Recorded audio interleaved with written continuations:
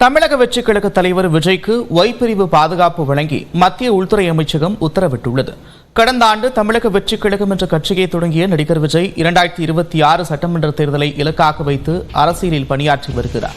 புதிய மாவட்ட செயலாளர்கள் நியமனம் மற்றும் அரசியல் வியூக வகுப்பாளர்களுடன் சந்திப்பை தொடர்ந்து தாவேகாவின் பொதுக்குழு கூட்டத்தை நடத்த முடிவு செய்யப்பட்டிருப்பதாகவும் தகவல்கள் வெளியாகியிருக்கிறது.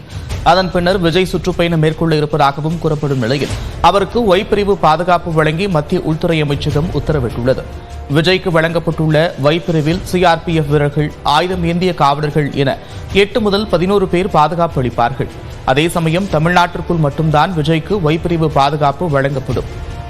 உளவுத்துறை அறிக்கை அடிப்படையில் பிரபலமான தலைவர்களுக்கு பாதுகாப்பு தேவைப்படும் பட்சத்தில் மத்திய அரசு ஒய்+Z என பல்வேறு பிரிவுகளில் பாதுகாப்பு வழங்கி வருகிறது.